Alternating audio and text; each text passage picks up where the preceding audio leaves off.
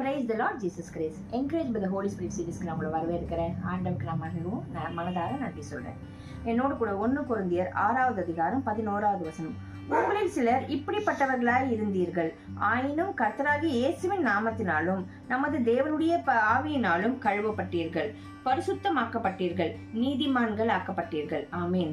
இதுக்கு முன்னாடி பாத்தீங்கன்னா அந்த வசனம் எப்படி இருக்கும்? திருடரும் பொருளாசையும் வெற்றியரும் இப்படி எல்லாம் இருந்திருக்கும் நம்ம ரட்சிப்புக்குள்ள வரத்துக்கு முன்னாடி. ஆனாலும் உங்களில் சிலர் இப்படிப்பட்டவளா இருந்தீர்கள். Past tense. நம்ம இப்படி இருந்திருக்கோம், ஏதோ ஒரு விதத்துல பாவத்துல அடிமைத்தனத்துல இருந்திருக்கும். ஆனாலும் நமது கர்த்தராகிய இயேசு கிறிஸ்துவின் நாமத்தினால் நமக்கு ரட்சிப்பு வந்தது. நமது தேவனுடைய ஆவியினால கழுவப்பட்டிருக்கோம், பரிசுத்தாவியினால கழுவப்பட்டிருக்கோம். தேவனுடைய ஆவிங்கிறது பரிசுத்தாவியானவர். பரிசுத்தாவியனால ஜலத்தினாலும் பரிசுத்தாவினாலும் நமக்கு ஞானஸ்நானம் கொடுத்திருக்காரு. ஆமீன். பரிசுத்தமாக்கப்பட்டிருக்கோம், நீதிமான்களாக்கப்பட்டிருக்கோம். சோ பரிசுத்தாவியானவர் எந்த அளவுக்கு முக்கியம்னாக்க, நமது ரட்சிப்பு இயேசுவின் நாமத்தினால வருதுனாலும் பரிசுத்தாவினால கழுவப்பட்டு அவரோட அபிஷேகம் பெற்று தேவனுக்கென்று நம்ம நற்சாட்சிகளாக நீதிமான்களாக பரிசுத்தமா வாழ்ற வாழ்க்கைக்கு நிச்சயமா அவர் அவசியமா இருக்கார். சோ அவருக்கு நம்ம நன்றி சொல்லுவோம். ஏன் வாழ்க்கையில பரிசுத்தாவினால கழுவப்பட்டதுன்னா என்ன?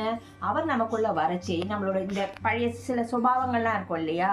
பொய் சொல்றதா இருக்கலாம், கோவமா இருக்கலாம், திருடுறதா இருக்கலாம், இல்ல ஏதாவது காசிப் பண்றதா இருக்கலாம், இல்ல ஒரு மாதிரி பொறாம கொள்றது, எதுவா வேணா இருக்கலாம். ஆனா பரிசுத்தாவே நமக்குள்ள வரச்சே, அவர் நம்மளை அபிஷேகிச்சே, அவர் நம்மளை பரிசுத்தமாக்கறச்சே என்ன ஆகும்னாக்க, நம்மளோட ஜென்ம சுபாவம் கொஞ்சம் கொஞ்சமா ஆவியானவர் நம்மளுக்கு கண்டித்து உணர்த்துவார். அது தப்பு. அந்த சுபாவத்திலேருந்து நம்ம விடுதலையாகும். அதான் இதுல போட்டிருக்க 10வது வசனம். இப்படி இருந்தோம், ஆனா உங்களில் சிலர் இப்படிப்பட்டவர்களால் இருந்தீர்கள்.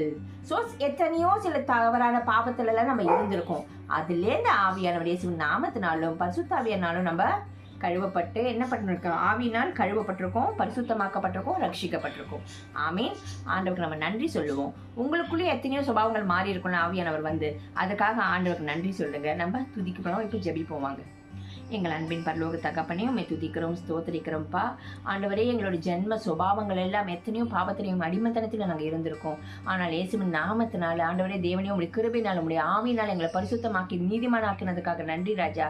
இன்னும் எங்களை பரிசுத்தப்படுத்துங்க, இன்னும் எங்களை நீதிமானாக்குங்க. இன்னும் உங்களுடைய வருகை வரைக்கும் ஆண்டவரே, பரிசுத்த ஆவியானவரே, இயேசுவின் வருகை வரைக்கும் ஆண்டவரே உமக்கு பிரியமானதை செய்ய ஆண்டவரே பிதாவின் சித்தத்தை செய்து முடிக்க எங்களுக்கு போதித்து வழி நடத்தும். இயேசுவின் நாமத்தினாலே ஜெபிக்கிறோம் பிதாவே. ஆமீன்.